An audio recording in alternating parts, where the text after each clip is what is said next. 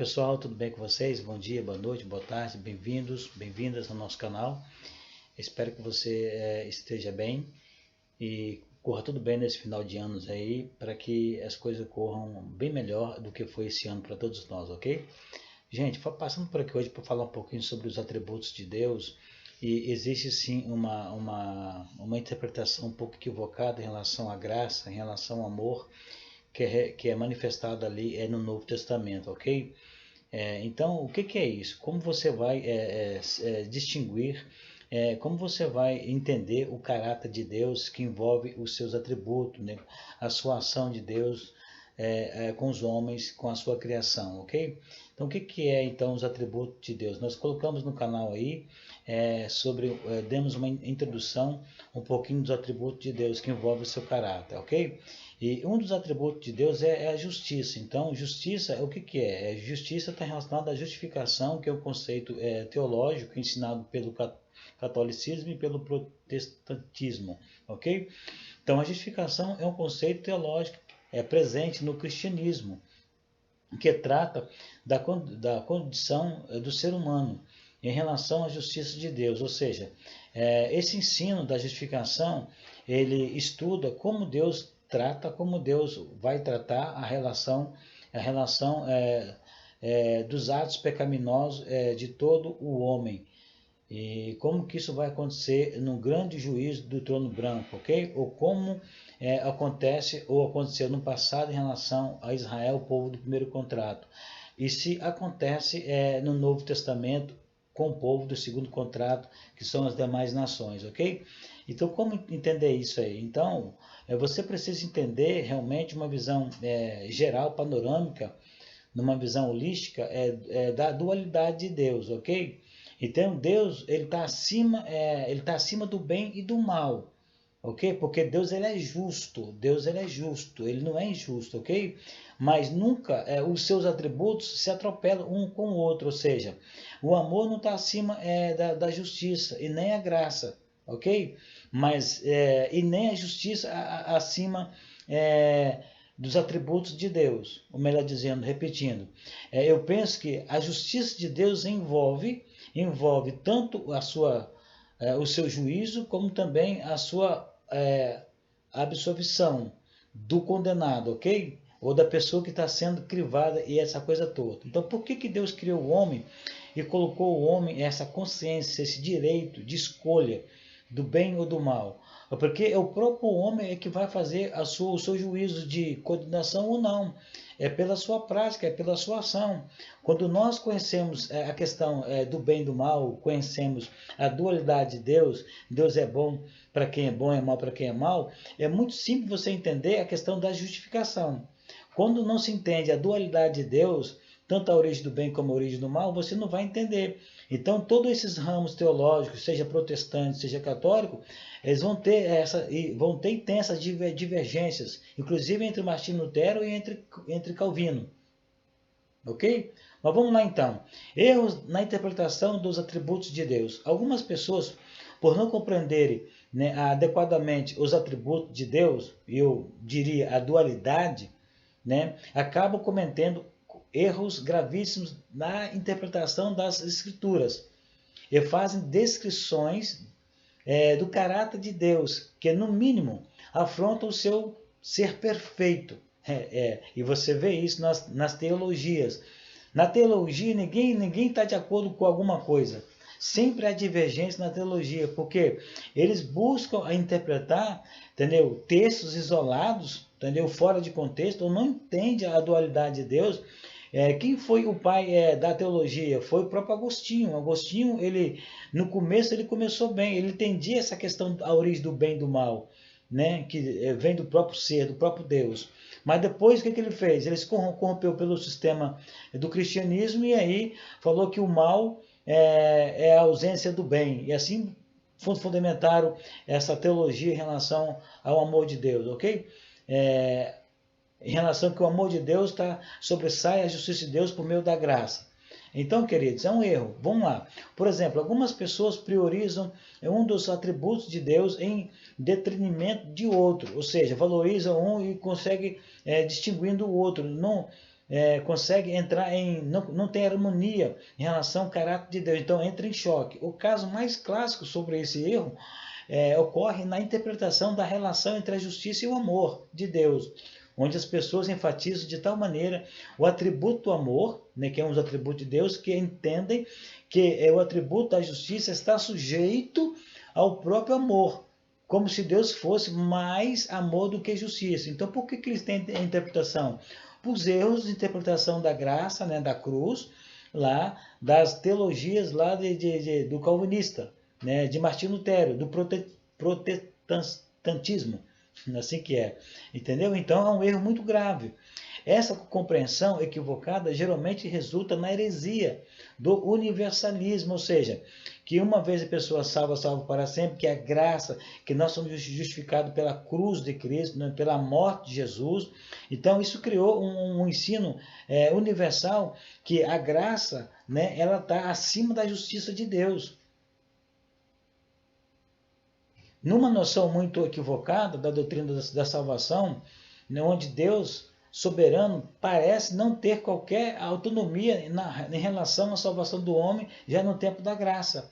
A questão, pessoal, é que aqui há uma mistura. Não se pode colocar lei com a graça misturado junto. Nós temos que separar isso. Então, Deus usará de justiça para um povo que foi do primeiro contrato, povo de Israel, porque receberam as leis, receberam toda a revelação do Deus único, e as demais nações não. Mas no Novo Testamento, todas as nações receberam também essa revelação única da pessoa de Cristo, que era o próprio Deus em carne, e receberam o segundo contrato. Mas lá tem as obras da fé. Lá tem as obras da fé. Assim como no Velho Contrato tem as obras da lei, no Novo Testamento tem as obras da fé, que muitos cristãos não conhecem. Então pegam textos isolados da questão de Romanos 1, né, Romanos 2, que a salvação é pela graça, não vem de vós, não vem pelas obras, ou o justo ele é justificado pela fé, como Martinho Lutero levantou a bandeira e não aceitou o livro de Tiago. Tiago fala que a salvação ela deve ser acompanhada pelas obras, porque a fé sem as obras morta. Então você vê aí muitos erros de interpretação e fundamentar então esse ramo teológico para tentar estudar a questão da justificação do homem. Como é que Deus vai justificar o homem? Sendo na velha dispensação ou sendo na nova dispensação? Ou sendo para esses dois povos diferentes.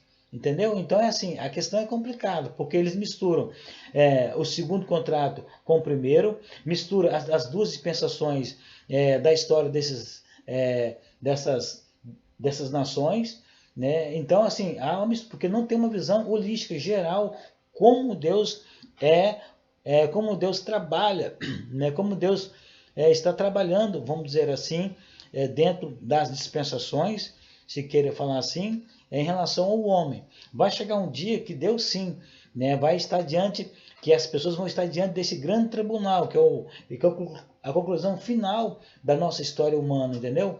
Então lá sim, lá Deus vai usar da sua justiça, ok? Da sua justiça. A justiça de Deus inclui tanto o amor, né, tanto o mal como o bem, melhor dizendo. Então a justiça de Deus, ela está acima,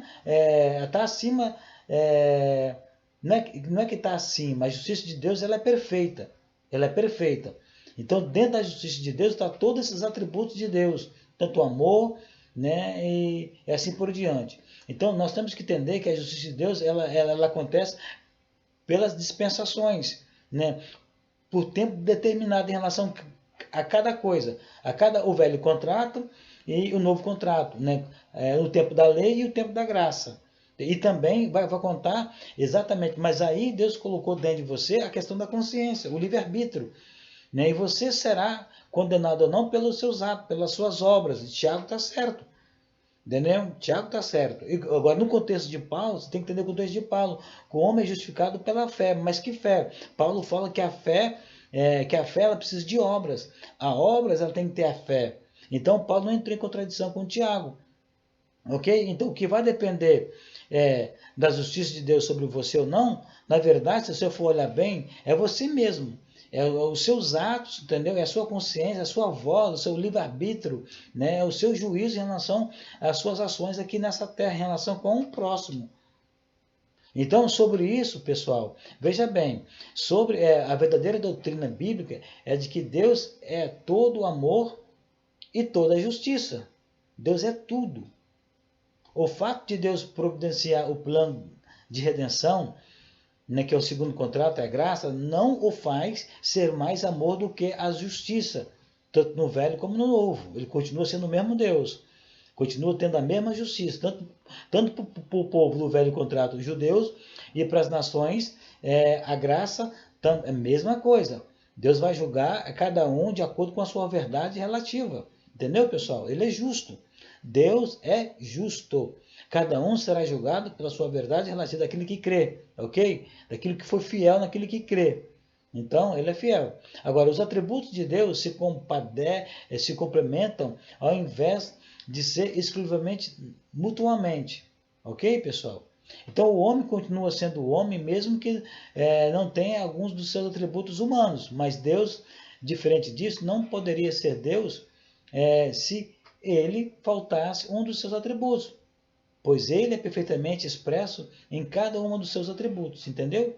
Então, quando você entender essa questão da dualidade de Deus, pessoal, vocês vão entender como Deus usará da sua justiça para com todos aqueles que foram para o bem e que foram para o mal.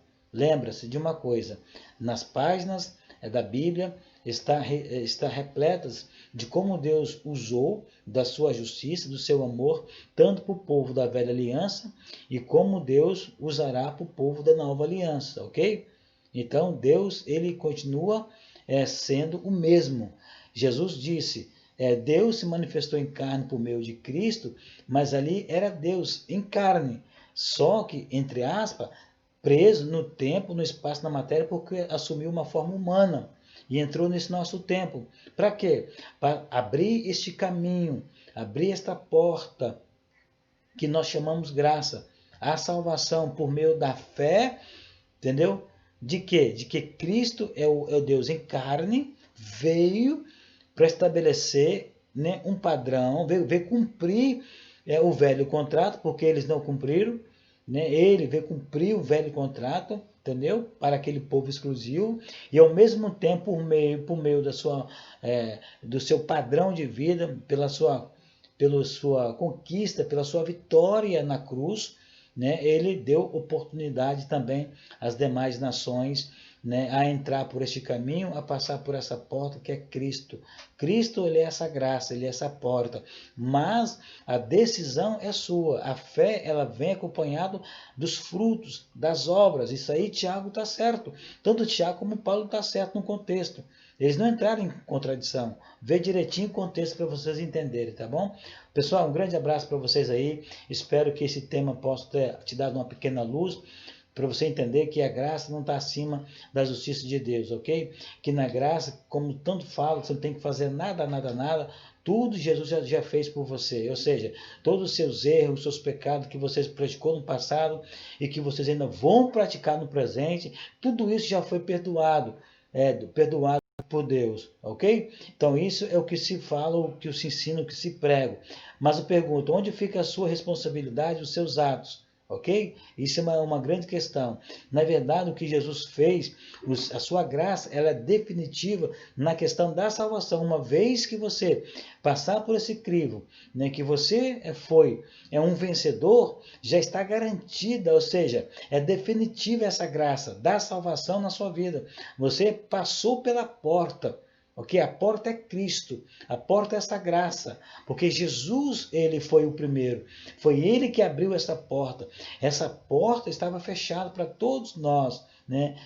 Para todos nós, gentios, ok? Mas Jesus foi o único que passou pelo crivo, foi um vencedor, venceu Satanás, venceu o mundo e abriu esta porta. Esta porta agora está aberta para aqueles que receberam Jesus e andaram nas suas pegadas, andaram nos seus caminhos, em obediência às obras da fé, aí sim vão entrar por esta porta que é a salvação, ok? Um abraço, pessoal, e até o próximo vídeo.